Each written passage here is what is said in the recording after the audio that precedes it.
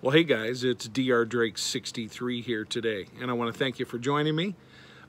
Today, I want to talk to you about the ugly truth about the Glock 19. The ugly truth, the stuff that a lot of people don't talk about. And the ugly truth about the Glock 19 is, it's ugly. That's about the only bad thing I can say about this firearm. I've been carrying it now for better than 2.5 years as a primary inside the waistband firearm. I love the capacity, the fact that you're 15+1. I love the durability of the firearm. I love the fact that it's never had any kind of failure in any kind of shooting condition whatsoever. I give it a steady diet of target ammunition, typically 115, 124 grain ball, 9x19. I put plenty of hollow points through it because that's what I carry. I'm a big fan of Spear Gold Dot, 124 grain, high pressure ammunition. And doesn't matter. It hasn't had anything. It hasn't had a stovepipe. It hasn't had a failure to eject, failure to anything, and it's a very durable firearm. And for that reason, and the fact that I shoot it fairly accurately for what its intended purpose is, I will continue to carry this firearm probably until I lose it. I've had others that I've looked at. The Glock 43X had me excited for a while.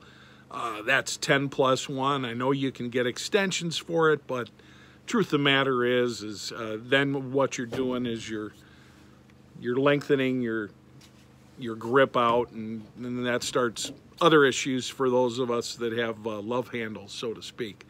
So this is the perfect size firearm for me. I have not modified anything with these sights. I've had a lot of people say, oh, these polymer sights won't last. Well, in and out of the holster literally thousands of times, and they haven't gone anywhere. Now, if you want to use this as your primary range toy, if you want to use this as something for accuracy competitions and things of that nature, I could certainly see why you'd upgrade the sights. But for me, it's a tool, and that's all it is a tool. I make sure that I practice with it regularly. I do different types of drills. I spend a lot of time on holstering it. I think it's important if you're going to carry a firearm, especially in the waistband, that you're very, very skilled at producing that firearm and getting it on target quickly. Because if you look up what kind of situations constitute self-defense, they all happen very quickly, and they all happen relatively close range. So that's my routine. I can shoot this Colt 1911 and 45 ACP a lot more accurately. Okay, I like the feel of it in my hand a little bit better than I do the Glock.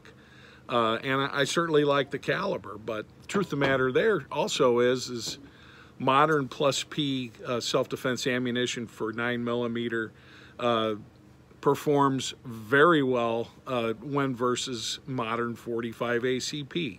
So that comes down to a personal preference, and today's video isn't about caliber. But I will say to anybody that wants to rip on Glocks, if you want to rip on them because they're ugly, you get my vote. I actually think this is ugly. I don't like taking pictures of this thing. It doesn't get me excited, anything like that. But what I do need is a reliable, dependable, don't have to worry about it, know it's always going to work tool. And nothing that I've tried, including other Glocks, do that for me as well as a Glock 19. And some guys that have a lot more experience carrying firearms for their profession and using them, guys like Larry Vickers, for example, who is one of the more respected guys in my book, they'll tell you a Glock 19 is an absolute must-have for a firearm. Now, I've always been a sucker for a pretty gun, and this new Colt 1911 sure fits that bill. Probably, though, I'd start getting bummed out if I started getting a bunch of wear marks and scratches on it, because I'm not planning on carrying this. Certainly could, and it's an effective firearm. Now, there's pretty, and there's not pretty. And in my opinion, this Glock 19 is not pretty. It's far from it. It lacks any kind of particular character in terms of looks. It's black on black, polymer frame, you name it. Nothing exciting about this. But what this does do is it works every time. I put every kind of ammo that you can imagine through this, different grain weights, hollow points, which is my carry choice, as well as ball ammo at the range and things of that nature. But it's just not a very attractive firearm. I guess for some guys it is.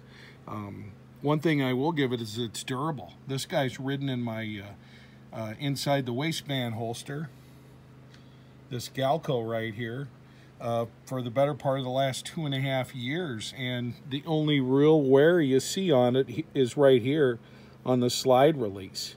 The slide, apparently you just can't wear it.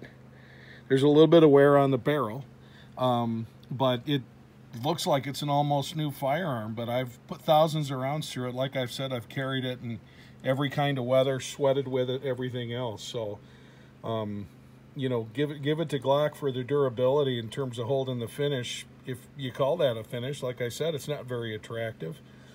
I do have a Parkerized version of this Colt, and it is something that I don't mind wearing as much, but you get something like this with a nice blued finish. Typically you want to keep it that way. Truth of the matter is, if you don't like Glocks, don't like them. If you think they're ugly, like I said, I'll agree. But for those of you guys out there that want a dependable firearm that's going to retain its usability, I'm not talking about collector's value or any of that jazz.